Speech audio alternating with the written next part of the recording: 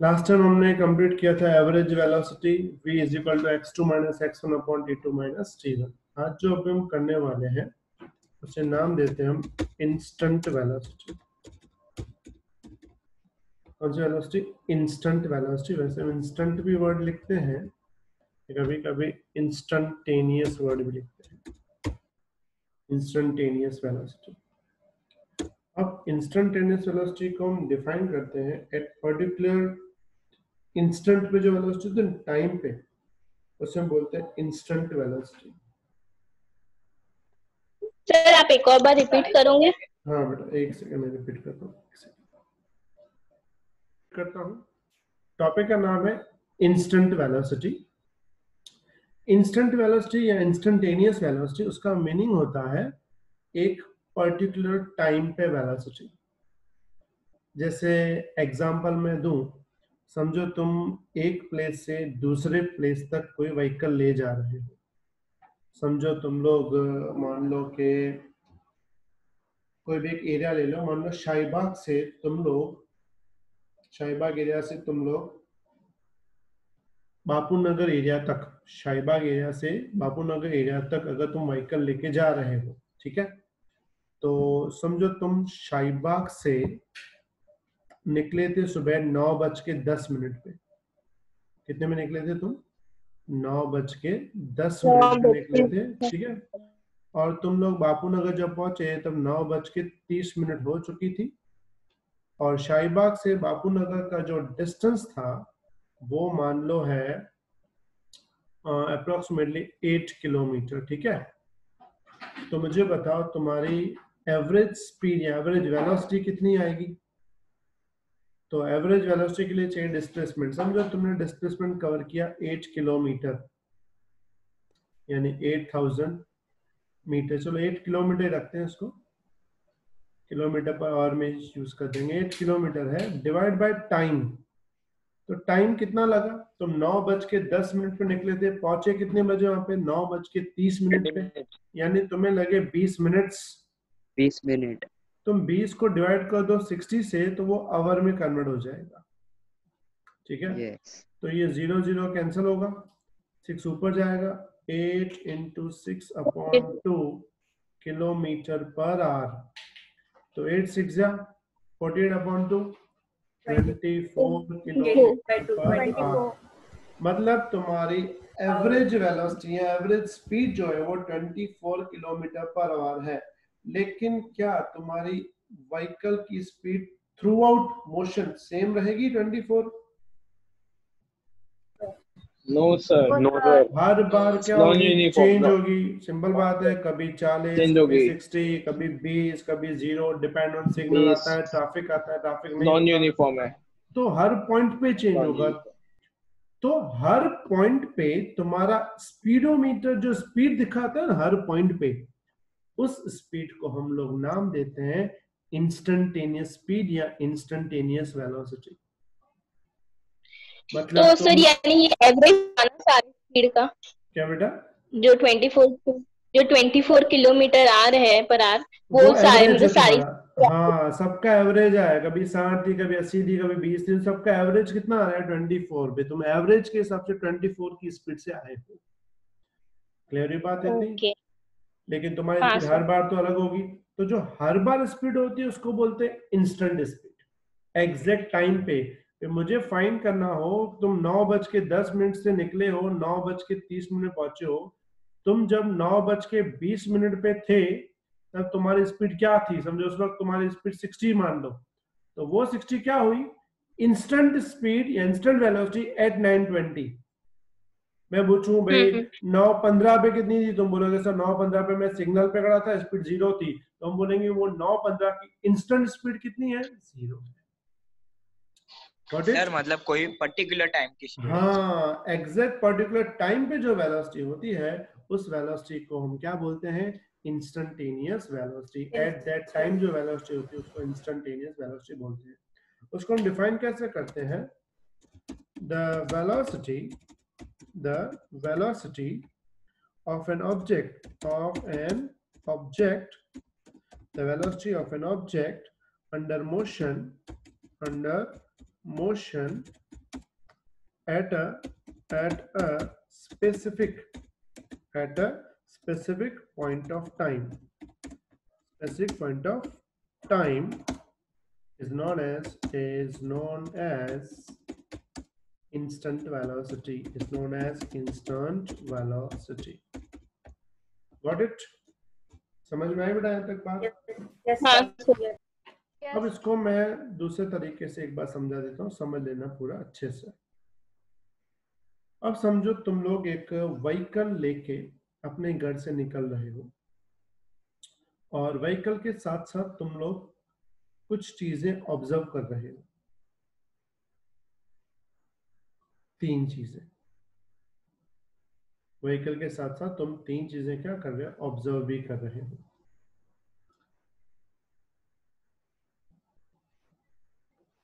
ये यू कौन था? चलो ध्यान दो, तुम लोग ऑब्जर्व कर रहे हो टी, वी यानी वेलोसिटी और एक्स, तुम स्पीडोमीटर को देख रहे हो। तुमने जब स्टार्ट किया तो टाइम था 0 और तुम्हारी वेलोसिटी उस पर 0 थी, तुम्हारा डिस्टेंस भी 0 था। ठीक है, अब तुम आगे बढ़े, तुम्हारे पहले वाले सेकंड पे समझो तुम्हारी वेलोसिटी हो गई 2, मतलब 0 से स्टार्ट किया, जैसे 1 सेकंड आपका आवाज नहीं आ रहा। अभी ठीक है, अभी आ रहा है बेटा? बाकी सबको आ रहा है बेटा आवाज मेरा? Yes sir. आ रहा है। हाँ भाई, जब तुम 0 सेकंड से 1 सेकंड तक पहुंचे, तुम्हारी स्पीड हो चुकी थी 0 से 2। कितनी स्पीड हो चुकी थी तुम्हारी? 0 से 2 हो चुकी थी। और उस वक्त समझो तुमने डिस्टेंस कवर किया 1 मीटर। 1 मीटर तुम ऑलरेडी क्रॉस कर चुके थे। जैसे ही दूसरा सेकंड पहुंचा, दूसरे सेकंड होते होते तुम्हारी वेलोसिटी हो गई 4 और तुमने समझो 4 मीटर डिस्टेंस कवर कर लिया। जैसे 3 सेकंड में पहुंचे, समझो तुम्हारी वेलोसिटी हो गई 6 और समझो तुमने डिस्टेंस कवर कर लिया है 9। जैसे समझो तुम्हारा टाइम हो गया 4, तुमने वेलोसिटी कवर कर ली 8, समझो तुम्हारा डिस्टेंस कवर हो चुका है 16। जैसे ही टाइम पहुंचा 5 सेकंड, तुम्हारी वेलोसिटी कितनी हो गई है? समझो हो गई है 10 और तुमने डिस्टेंस कवर कर चुका है 25 मीटर। जैसे डिस्टेंस 6 हो गया, तुमने समझो वेलोसिटी हो गई 12 और तुमने डिस्टेंस कवर किया कितना? 36। ये समझो तुमने कंटिन्यूसली डिस्टेंस कवर करते जा रहे हो। आगे भी और करते जाओगे, लेकिन हम जस्ट यहाँ तक का पहले ऑब्जर्वेशन देखेंगे इसको। ठीक है, अब इसमें पूरा कंटिन्यूस ध्यान दो। अगर मैं इसमें तुम्हें फाइंड करूं एवरेज वेलोसिटी इन 6 सेकंड्स, 6 सेकंड में एवरेज वेलोसिटी, तो एवरेज वेलोसिटी की तो फॉर्मूला हमने पढ़ी हुई है, क्या थी याद है? v is equal to x2 minus x1 upon t2 minus t1। अब 6 सेकंड जो है, तो 6 सेकंड पे तुम्हारा जो x था वो 36 है। 0 सेकंड पे 0 था, नीचे 6 माइनस 0 कितना होता है? 6 माइनस 0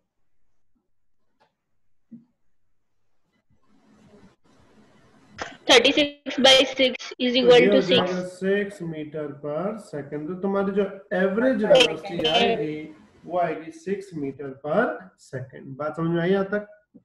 तो तुम्हारी एवरेज 6 आई, लेकिन क्या हर सेकंड पे वेलोसिटी 6 थी? No sir. बात है, नहीं है। ठीक है, अब हर सेकंड पे 6 नहीं थी। चलो अब आगे बढ़ लेते हैं हम लोग। समझो अगर मैं फाइंड करूं, पूरा ध्यान यहाँ पे, average velocity from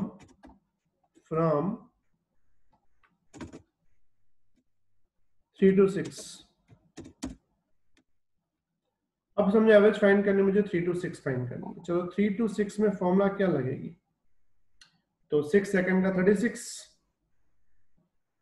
minus 3 second का 9 डिवाइड बाय 6 माइनस 3।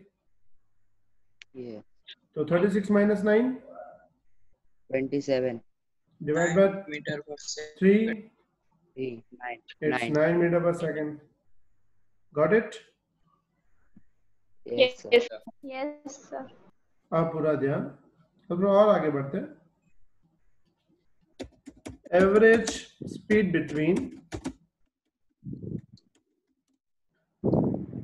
4 to 6 कितनी करते हैं? 4 to 6।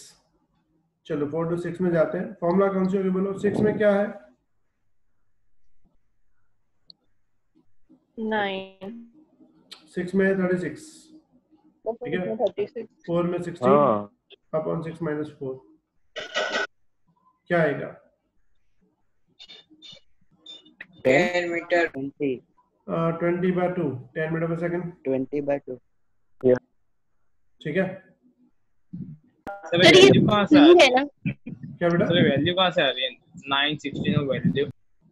ये मैं तुम्हें थोड़ा एक्सेलरेशन ओके, वाला ओके, ओके, सिस्टम हाँ, समझ हाँ। में आएगा तब बताऊंगा, ठीक है। ये पता चला सबको 10 कैसे आया?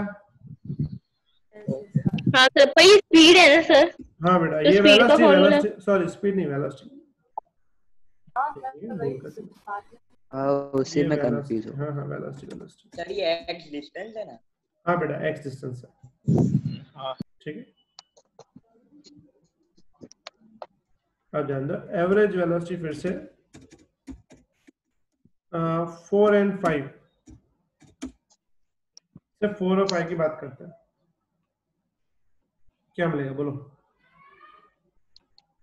25 minus 16 25 minus 16 upon 1, तो कितना आएगा? 25 minus 16 9 ठीक है, यानी 9 मीटर पर सेकंड, ठीक है। अब सेम चीज में अगर आगे बढ़ूं,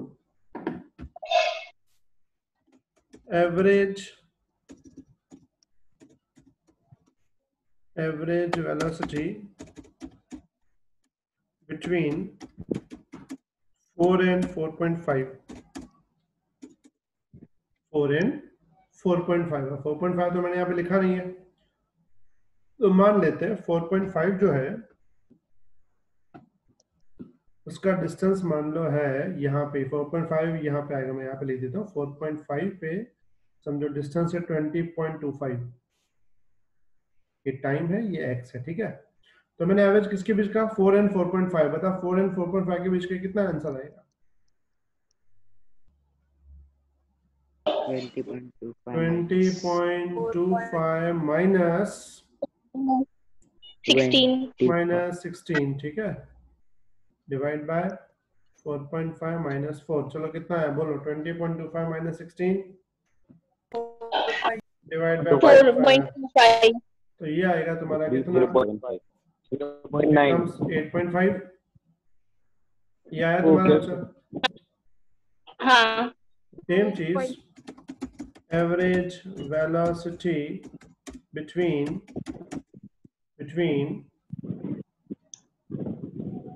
4.3 and 4,